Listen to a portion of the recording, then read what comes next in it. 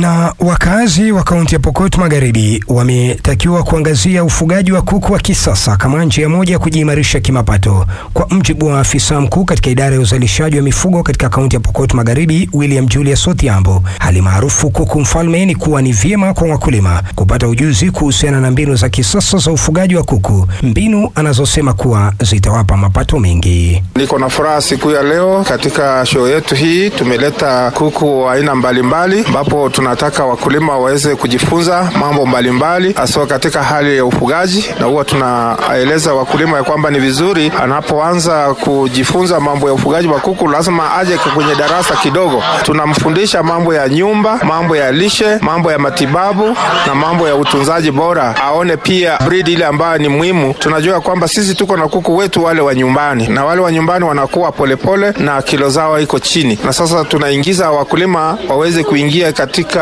ufugaji wa kuku wa kisasa ile ambayo inaleta pesa. Na hii tunaona ya kwamba tuko na kuku ambayo tunaita improved kienyeji ambayo inatega mayai kwa wingi, mayai 300 mpaka 330 kwa mwaka. Ni mzuri mkulima aende kuingia katika ile kuku ambayo inatoa mayai kwa wingi, unapata pesa kwa wingi. Aidha, kuku mfalme umewataka wakazi wa kaunti ya Pokot Magharibi kujiunga na vikundi mbalimbali ili kunufaika na miradi mbalimbali ya serikali. Mimi nachukua wito huu kuambia wakulima mahali popote walipo wahakikisha kwamba wanaitisha masomo ili wapate kufundishwa na wapate kujua ya kwamba wanapofanya kazi hii pesa inapoingia ni kwenye mifuko yao, na ni mzuri sana kwa sababu tumeona hata katika show yetu hii ya leo kuku ambao tuko naye hapa imetoka tu kwa wakulima. Kuna wakulima ambao wamekuwa mahiri katika hali ya ufugaji, hata kuna wengine wamefuga mpaka ile ambayo inaitwanga ornamental. Chukua nafasi kusema wakulima tushikane kwa pamoja. Sisi katika ofisi tunasema kuna kitu naitwanga demand driven. Wakulima waitishe huduma, na sisi kwa sababu tuko katika county tuko tayari kuwasaidia kupitia kwa vikundi mbalimbali.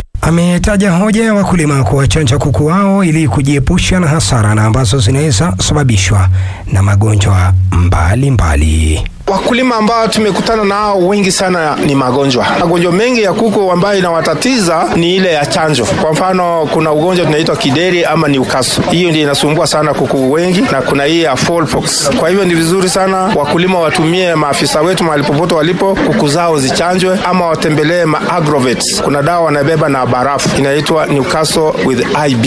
Wakichanja baada ya miezi 2 ama 3. Lakini za kampuni hatuna wasiwasi kwa sababu unaponunua vifaranga, kwa mfano kama ukinunua kifaranga yao unapata mpaka na kadi, huwa nasema kadi ya clinic. Alafu tatizo nyingine ni lishe. Lishe ndiyo inasumbua pia wakulima kwa sababu wakulima wamekumbatia mambo ya ufugaji wa kuku, lakini kufika katikati mkulima anaamua kuuza kuku wake mapema. Maana yake lishe, tuhakikishe tumechanja kuku zetu, tuhakikishe tumejenga nyumba kulingana na kuku.